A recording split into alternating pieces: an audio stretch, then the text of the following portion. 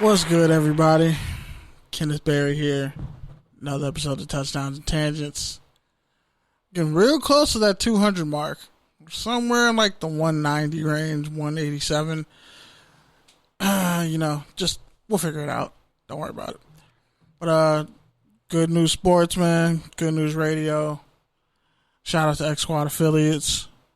Shout out to Full Press Coverage. And so many others that support us and listen to us. Actually, some great news to start off the podcast this week.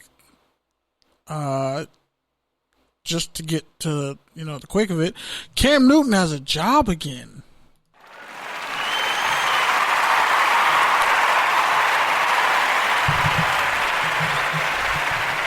But it's with the Patriots.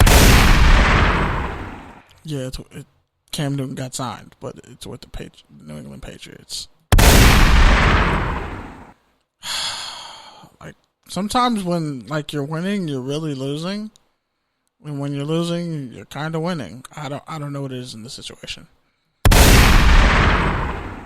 Like, on one hand, I want Cam to have the greatest season ever, but that don't mean the Patriots get another Super Bowl. And I hate them. Like a lot. Like a lot. Oh man! Hey!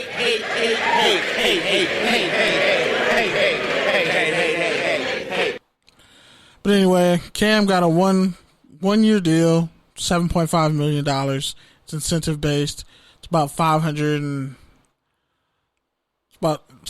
least $550,000 guaranteed. Like, there's a bunch of incentives in it, but the most they can make is $7.5 million. Former MVP. Patriots, the only team to lose a former MVP quarterback and then gain another former MVP right in the same offseason. And of course, because of COVID-19 and everything going on, it kind of hurt his free agency chances, as it hurt all these guys who are free agents, for the sheer fact that nobody can sign a deal realistically yet. So it's long overdue. He should have got signed. And, I would play Oh Happy Day, but again, he's on the Patriots. Like the team that we all hate. Sensible people, we all hate them. Oh man! Hey!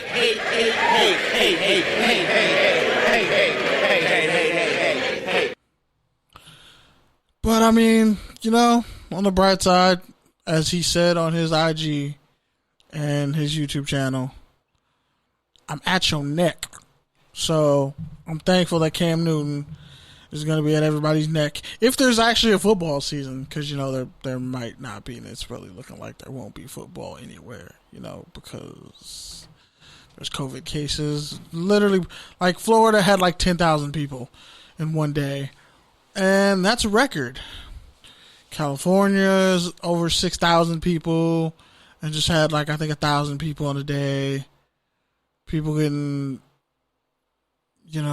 hit with COVID, businesses opening back up, people going to the hospital with a cough or chest pain or a headache that, show no symptoms, and then they die. And then they get labeled they died with COVID. It's a bunch of stuff going on. All I can say is wash your hands, face, and ass, please. And be safe. And just wear a mask. I mean, there's masks that you can have the little Bane effect and you can breathe out of it. Hell, if you have to do that, do that. But, don't purposely just endanger the lives of people around you behind this. I mean, some people have been social distancing forever. It is what it is. But this is kind of a serious issue. A really serious issue. So, don't be fucking around. Yes, that slap is a cold taste of reality. We're back now. One more time, because they're closing movie theaters down. I'm about to sell all my AMC stock.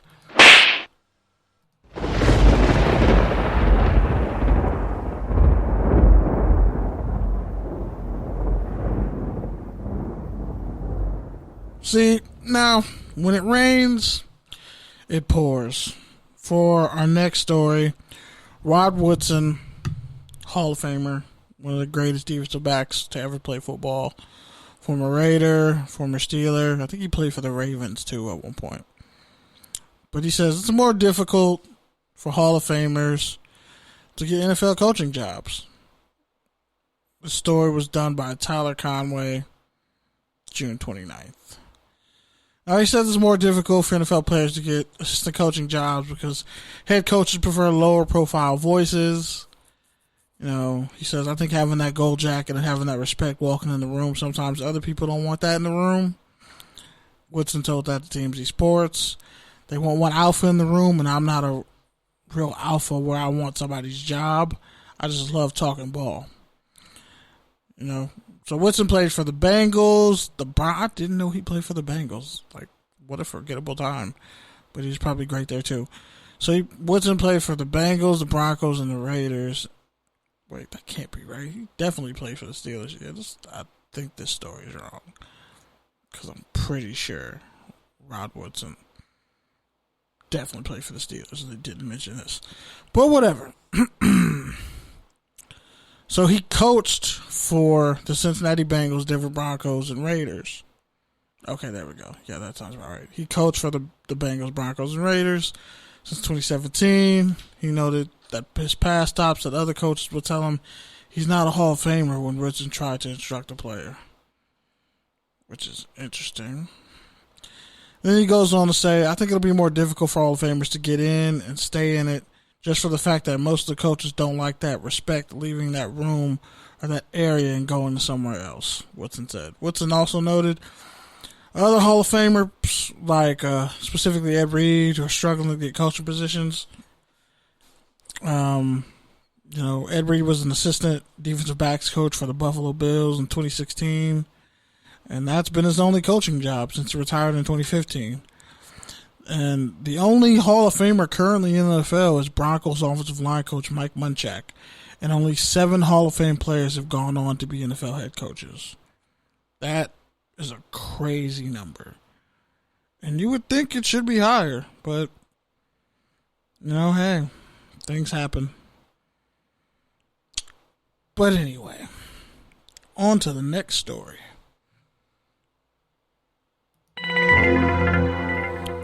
So, Colin Kaepernick. Yes. Talking Colin Kaepernick again. His high school life is going to be featured in the Netflix series. Shout out to Timothy Rapp, who wrote the story. So, Netflix said in a tweet, he would grow up to play in the Super Bowl and realize you never stop fighting for your dreams. She would grow up to tell stories that matter to millions. From Colin Kaepernick and Ava DuVernay, the documented scripted series Colin in Black and White follows the high school years of Colin Kaepernick. So yeah, him and filmmaker Ava DuVernay, they're collaborating on a scripted Netflix series about his high school years. They announced it this past Monday. Per Joe Osterson of Variety, the show will provide a look at will provide a look at Kaepernick's early life as a black child growing up with a white adopted family and his journey to become a great quarterback while defining his identity. The series will also explore what led him to become a civil rights advocate. According to Tony Maggillo of The Wrap, Michael Starbury, who worked with DuVernay on the miniseries When They See Us, will serve as a showrunner on the 6-episode series. Kaepernick, who will narrate the show, spoke about the project in a statement, saying, "Too often we see race and black stories portrayed through a white lens. We seek to give new perspective to the differing realities that black people face. We explore the racial conflicts I face as an adopted black man in a white community during my high school years. It's an honor to bring these stories to life in collaboration with Ava for the world to see." Kaepernick, 32, spent 6 years as a quarterback for the San Francisco 49ers, leading the team to the Super Bowl in the 2012 season. He became a national talking point in 2016 when he took a knee during the playing of the national anthem before games as an act of protest against police brutality and racial discrimination, a la white supremacy. That part I threw in. That stirred a debate they'll be shy. Shout out to Pete. And when Kaepernick became a free agent, after that season, he went unsigned. By the way, John Lynch was going to release him had Kaepernick pretty much just not voided the rest of his contract. So yeah, gotta always remember to add that part in. So he remained unsigned till this day, leading many people to believe he was blackballed or, aka whiteballed by the NFL because of his political beliefs. NFL Commissioner Roger Goodell said earlier in June if NFL team were interested in signing Cap, he would support a club making that decision and encourage him to do that. DuVernay said in a statement, with his act of protest, Colin Kaepernick ignited a national conversation about race and justice with far-reaching consequences for football, culture, and for him personally. Colin's story has much to say about identity, sports, and the enduring spirit of protest and resilience. I couldn't be happier than to tell this story with the team at Netflix. So, Dominic Patton of Deadline reported that shooting on the project will begin in the fall. I don't know how they're going to do that with, a whole-ass plague and stuff going out. But we'll see what happens. Just got to give a clap it up for what Kaepernick stood for and what he did. What he continues to stand for, and his Know Your Rights camp and all that. So I'm just give a round of applause real quick.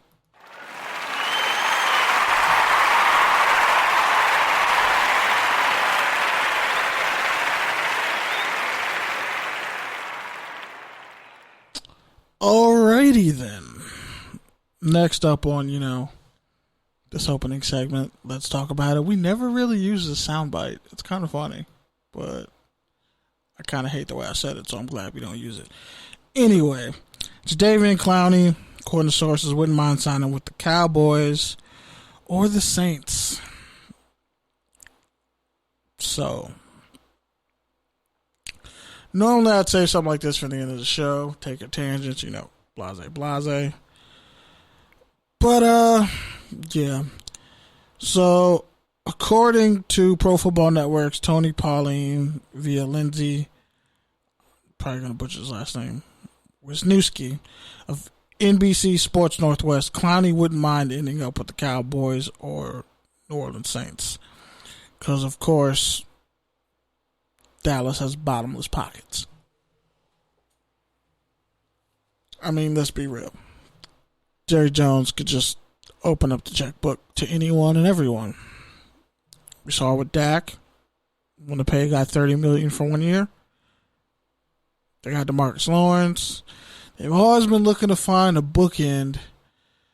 And honestly, I couldn't think of a better place for him at this point because I don't even know. I just don't know where Clowney fits. Even if COVID, this whole COVID situation sorted itself out in enough time, and there was actual free agency. Where's this dude gonna sign? Pretty much teams have all leveraged his own tape against him, and the fact that he wants so much money. And I'm not gonna speak on another man's money, what he should or shouldn't get, but I am gonna say you kind of played your hand bad, dude. Because realistically,